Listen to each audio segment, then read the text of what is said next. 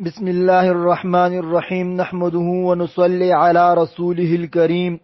قال رسول الله صلى الله عليه وسلم لو كنت آمر أحدا أن يسجد لأحد لأمرت النساء أن يسجدن لأزواجهن. حضور صلی اللہ علیہ وسلم فرمائی کچیتا مو اللہ تعالی نا علاوہ بل چو دی پر دی سجدی کولو حکم کولا څنګه جایز وا نو مو به بیبیونو ته دا حکم کړو چې خپل خوندونو ته تاسو سجدي ولګي، یعنی دی خوند مقام دور لوی دا څنګه الله تعالی نا علاوہ چیتا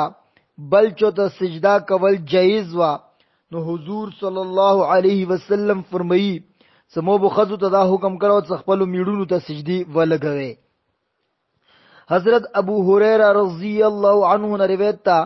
چې پیغمبر صلی اللہ علیہ وسلم و فرمایلو چې کچیتا مو چوته د سجدي کولو حکم کولا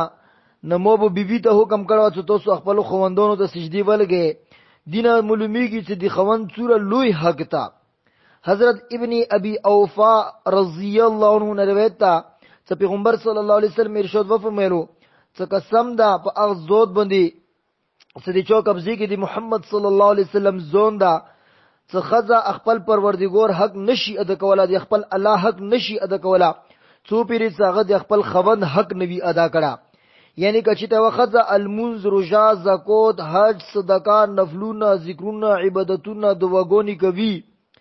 خمیړونه خفاده میړه حق نه ادا کوي، دا الله پاک دین نه رزقيږي نو نه الله پاک خوشاليږي او نه دی الله تعالی حق ادا کړلو. حضرت ابن عمر رضی اللہ عنہ نے روایت تا چې پیغمبر صلی الله علیه وسلم فرمایلو چې د اخی خدي المون سار نه پوست نه چګيږي، یعنی هغه المون سار قبليږي نه دی خدي ولا سکومي خدي نه خوند خفاوي او دی خوند نفرمانی کوي. څو پیری ته دغه دو مانی نوی شوی چې خوند نفرمانی پریخي نوی او خوند خفقولی پریخي نوی اوره پری الا پاک دی الموز نه قبلي.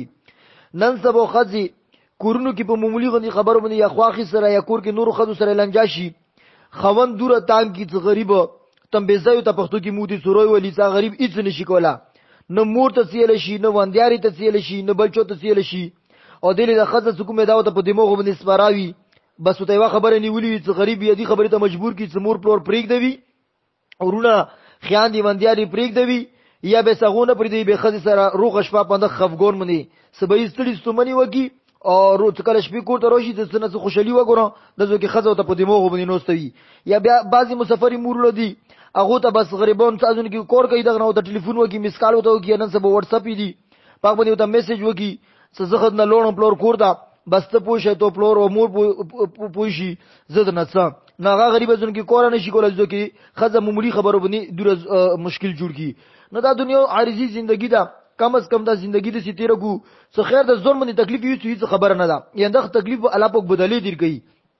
کنه معمولی خبرو باندې لنجیوي چې د دې تو رنگ جوړاړو د مول سپینیا د دې ول کې ګلونه زیاتی مول کې نشته، د دې ول سندل لاندې ډینګي مول ټیټتي، د دې ول نو کوم صلیب تل لکستر د مول وډوګه ده، د دې ول چین لاندې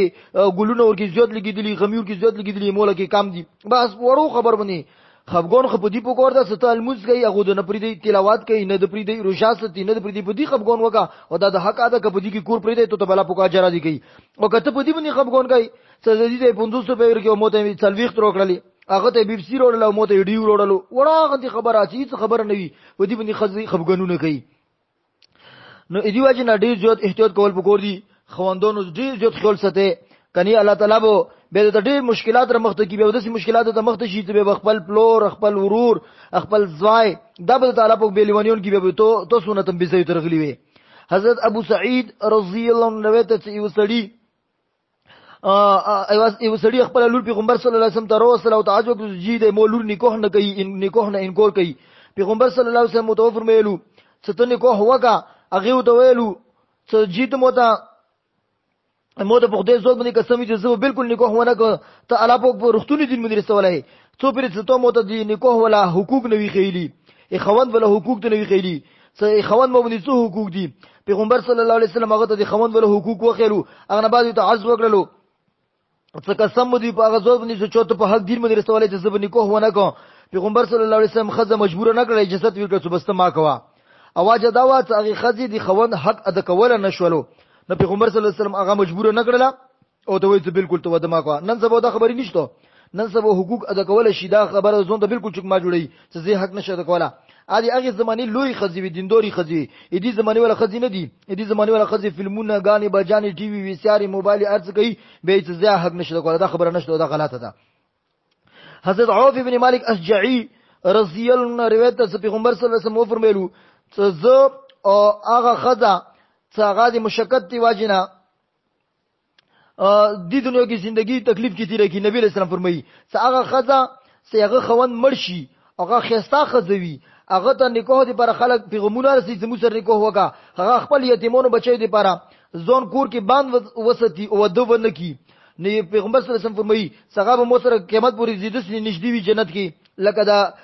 شهادت ګوتې سره مان د ګوتې نږدې ده چې نبی پاک صلی الله علیه وسلم سره په جنت کې په یوځ باندې وي. دا هغه خزا چې خوند مرشي او صرف ایدی وجنه نکاح ونه کی چې ایمو بچی پوتی موتا دا به بیان سي پوتی شي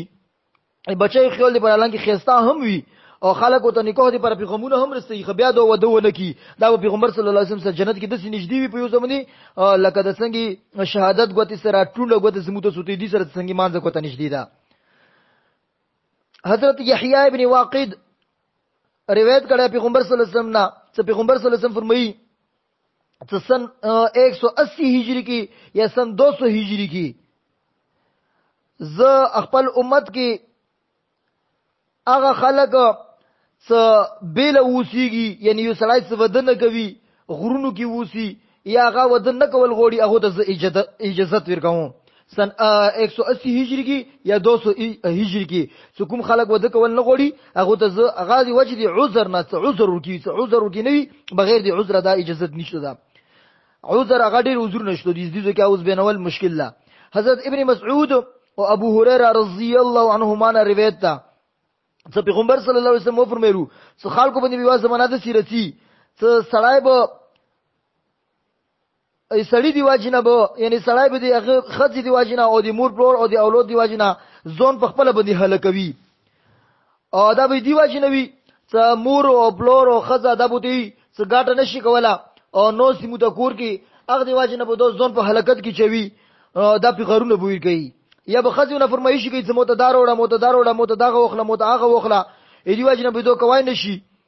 څنګه کوي او ته غلي درویغ بو کوي او د اجنبي دین برباديږي نه اخرت به سره برباد شي یا که دنیا کې ګټل نشي بس به ځون مړکی چې تاسو فرمایشونه ز خلاص نشول بس ځون به مړکی.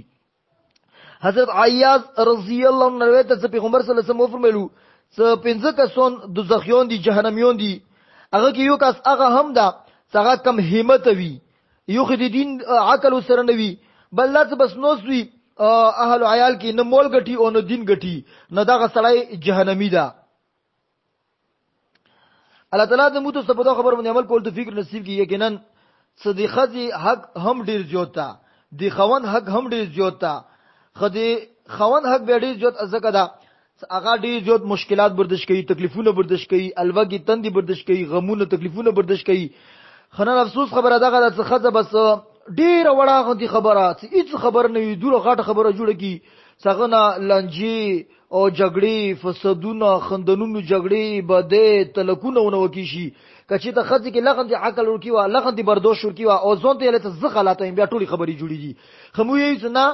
دی مو سره د سیکړي ځون مو سره ستړي سامان کړل ټول من مو سره خېګړې وکړې اوس کې زو سر نه کوم اوس دوکر سره کوي زیو سر نه کوم دا خځې یو ډیر نه کیس سوچتا ډیر کم سوچتا ویلې چې دغه پیغمبر صلی الله علیه وسلم فرمایي هن ناقصات الدين والعقل دغه دین هم ناقصتا عقل هم ناقصتا عقل دې ناقصتا څه بس خبره ته سوچ نه کوي د څه په خلی راوځي بس یای او دین دې نه کېسته چې میاشتې کې دغه ته بیماری راځي چورځي